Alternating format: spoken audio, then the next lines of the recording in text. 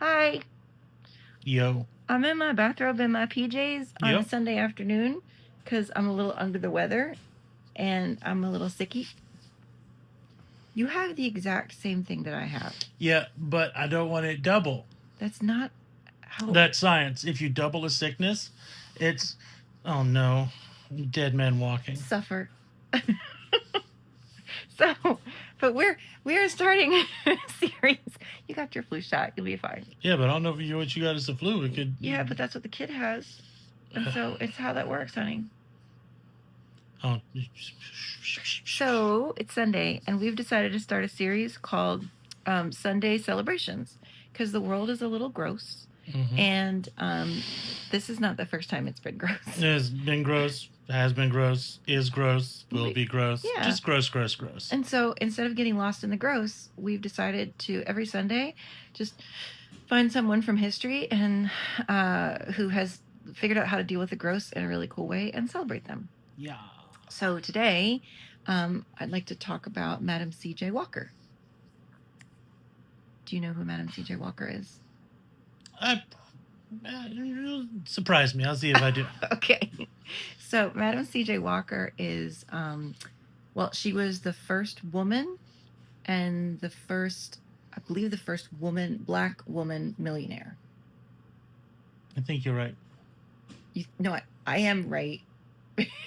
I think that you're right. Okay, great. Well, I mean, I'm not right. I was taught this by like historians in Smithsonian, and I teach a class at a local school, and we teach about her every year, and we talk about entrepreneurship. Yeah, you're probably right. Yeah. Yeah. But I think you've heard of her before. Yeah, I think you've probably mentioned her a time or two. Let me see if any of this rings a bell. So she was born in the late 1800s, which was a long time ago, and not a time that you would think like, hey, this is when people become millionaires within the first 30 years of their life, right? Especially if you're a lady person and a black lady person. Oh yeah. Yeah. And so her parents had unfortunately both been enslaved. Gross. Very gross. And had found their way to freedom, which is wonderful.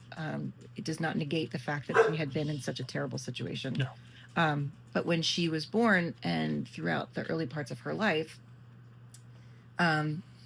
she lived in a very underserved community. Yeah. And she was a single parent. She had a daughter and not a lot of money. And the ability to clean oneself was not always very possible. Yeah. And so she, because of all of this, she had some issues and she lost all of her hair. Yeah. And so instead of just kind of allowing that to be a thing, she worked as I can't remember if she was a cleaning lady or if she worked for a cleaning service of some kind. But she basically was a chemist, and she took some of the chemicals that were used for cleaning and she put them together, and she put some perfume on it and some like Vaseline and some other pieces, and she created basically the salve that she put on her head, and she was able to grow her hair back. Oh, nice. Yeah.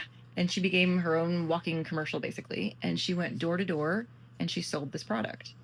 And she sold the product for 10 cents.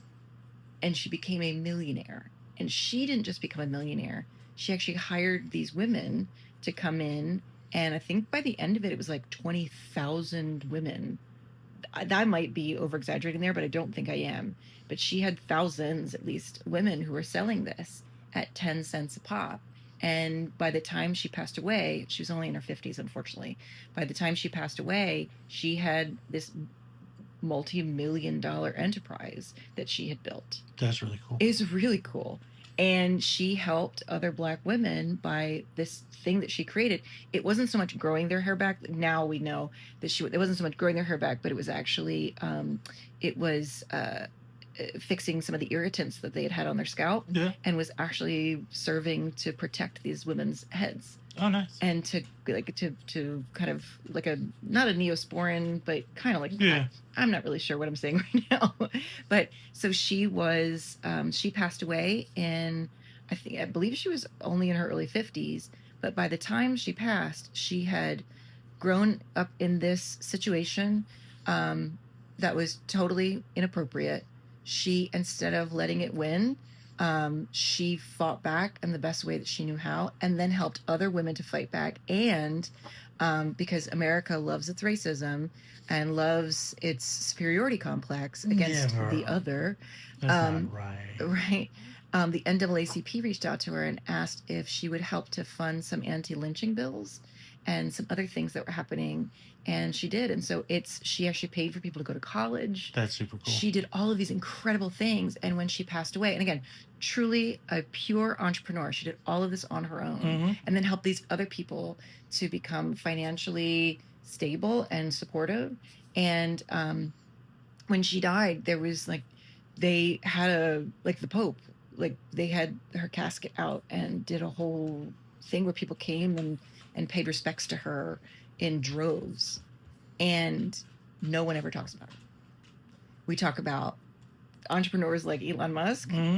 Gross. And I wouldn't call him an entrepreneur. No. Right. He just stole things and put his name on it. Well, and sometimes he bought them, but he still, that is a TikTok for a different time. Yeah. That's one of my rants. That part. We talk about things like Shark Tank. Like we talk about these incredible people who've created these incredible things. Think about this woman who took 10 cents and turned it into millions of dollars. And not like millions of dollars in today's money. Yeah. Millions of dollars in her time's money. That's great. The 1800s, early 1900s, millions of dollars, and we don't talk about her. And I just think that's ridiculous. Yeah.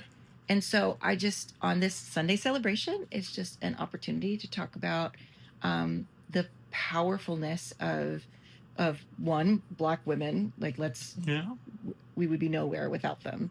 And how foolish we are to consider ourselves in any capacity progressive if we're not recognizing how cool Black women are. But she took this, she took this opportunity to help other women and not just to save herself. Yeah. And with all of this shit that's going on in the world, I just think it's incredible to seek out opportunities to learn about these incredible people who help to change the world. And if we don't talk about them, shame on us. Yeah. So this has been really long. Yeah. Sorry, I guess. Yeah. But also, I think she deserves more than 7 or 8 minutes. I think she deserves more than just a slide and a deck on an entrepreneurial thing. Yeah. I think she deserves more than a asterisk in the story of America. And so that's what I got for you. I like it. Okay. Who do you want to talk about next week, do you think? Girl, I don't know. All right, we'll figure it out. You figure it out. All right, I'm going to go and blow my nose now.